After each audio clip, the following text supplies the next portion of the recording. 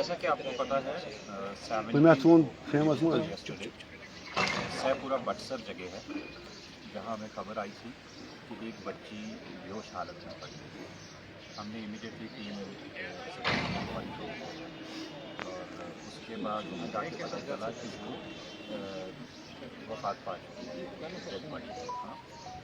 FIR number 29/2025 police station की 1 और उसमें मैटर की सेंसिटिविटी सबमिट हुई DSP हेडक्वार्टर साहब को और मैं बाद में खुद गया। हमने एक सिट कॉन्स्टिट्यूट की और उसमें श्रीनगर से हमने फोरेंसिक्स के एक्सपर्ट्स को और उनके आने पर उसको सीन ऑफ क्राइम को प्रिजर्व करके डिटेल एग्जामिनेशन किया गया और उसके बाद हमने डेड बॉडी को हॉस्पिटल शिफ्ट किया फॉर पोस्टमार्टम। वहाँ हॉस्पिटल में एक बोर्ड ऑफ डॉक्टर्स कॉन्स्टिट्यूट करके हमारा ही तक करवाया गया सो दैट सारे पहलू इनकॉर्पोरेट कर पाए। इसमें जो इनिशियल इन्वेस्टिगेशन है वहाँ जो स्टोरी और कुछ स्टेटमेंट्स दी गई कि ये 2 बच्चियाँ 10 की थी, आगे अब्डक्शन किया गया और उसके बाद आगे लेकिन मजीद पता चला कि ये फैक्ट्स करेक्ट नहीं हो रहे।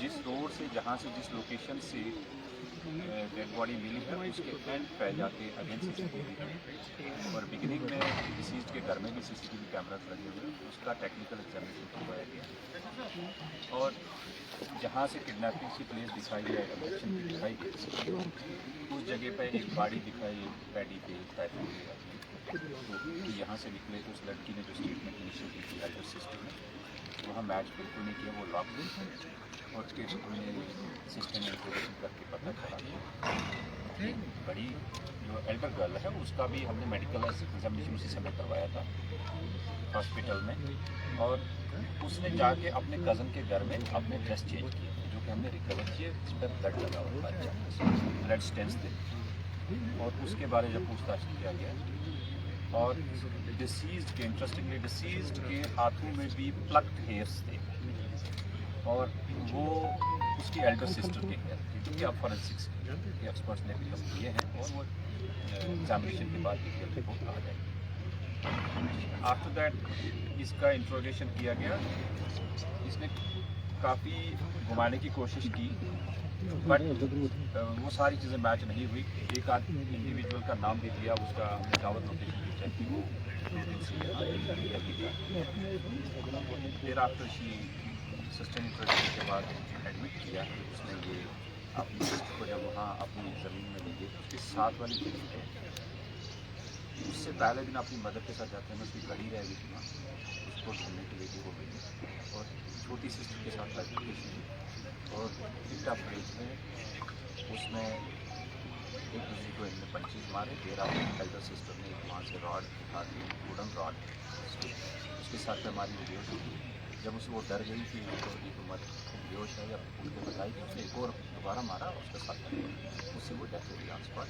फिर उसने वो रॉड वहाँ साइड में झाड़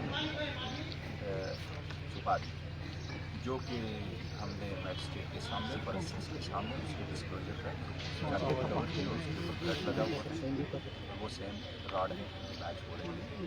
तो इस तरह एक इंसिडेंट जिसमें एल्डर सिस्टर इन्वॉल्व है जिसको हमने फॉर्मली अरेस्ट किया है और अरेस्ट के बाद हमारी सीट है वो उसको फर्दर इन्वेस्टिगेशन कर रही है और कोर्ट में इसमें हमने किसी भी एविडेंस को किसी भी स्टेज पर इन आइसोलेशन नहीं एग्जामिन किया। इसमें फोरेंसिक्स एक्सपर्ट श्रीनगर के साथ में, मैजिस्ट्रेट साथ में, वीडियोग्राफी फोटोग्राफी हासिल की हुई और पेरेंट्स को भी साथ में रखा।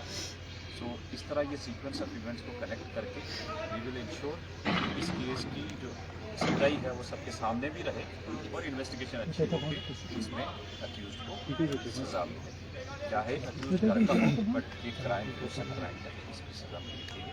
तो मर्डर केस की इन्वेस्टिगेशन की प्रोग्रेस है और फर्दर जो डिटेल सर किन किन धाराओं के तहत अभी आपने FIR दर्ज किया सर? किन किन धाराओं के तहत आपने अभी FIR दर्ज किया सर? 103 BNS सर अभी तक कितनी गिरफ्तारियां अमल में लाई गई है? एक ही इंडिविजुअल इन्वॉल्व है और शी हैज अरेस्टेड फॉर्मली और sent to the court. Sir, what was the reason of altercation? What was the reason behind the murder? इन बच्चों के टेम्परामेंट बहुत हाई थे और माइनर अल्टरकेशन पे उनका स्कफल हो गया और उसके चलते उसने रिट ऑफ रेज में उसके राड से सर पे मार दिया और उसको डर के मारे कि अब ये घर में ना बताए उसने उसको जान सके। सर क्या इस केस में और भी अरेस्ट मुतवक्का है? मुझे अभी नहीं पता है ऐसा, लेकिन जो टेक्निकल हमने कम डेटा वगैरह मंगवाया है हम एग्जामिन कर रहे हैं। बट एज ऑफ नाउ जो इनिशियल स्टोरी थी प्रोटेक्शन और उसके बाद मर्डर करना वो कहीं भी मैच नहीं किया और मोस्ट ऑफ एक्यूज के जो अब फैक्ट्स मैच करते हैं। सर इससे पहले सफापुरा में लखनऊ में क्राइम केस हुआ सफापुरा में और ये दूसरा क्राइम अब गांधरबल डिस्ट्रिक्ट में है। इस police going to make any women ना enforcement women for the safety of women. देखो ये घर के अंदर जो क्राइम हो रहे हैं सोसाइटी के अंदर जहाँ वो बैठ रहे हैं इसमें ज़्यादा हमारे जो रिलीजियस लीडर्स हैं उनकी जिम्मेवारी है और हमारे जो पढ़े लिखे लोग हैं वो अपने हर मोहल्ले में अवेयरनेस करें। हमारी जहाँ मदद होगी ज़रूरत होगी तो हम करेंगे, बट वी विल इंश्योर कि ऐसी चीज़ों में हर स्टेज पे हम भी पब्लिक मीटिंग में इनके साथ हैं और अवेयर कर रहे हैं ऑफिसर्स को। और अब हमारे पास यहाँ एक लेडी ऑफिसर भी आई है तो हमने जो वुमेन सेल है उसको पूरा एक्टिवेट किया है सोशल क्राइम को डील करने के लिए, खासकर वुमेन के लिए वी आर एश्योरिंग कि उनके कोई भी इशूज़ हैं काम लेडीज़ ही हैंडल करें ताकि इम्पैथेटिकली उनको justice. Is there anything special for the people of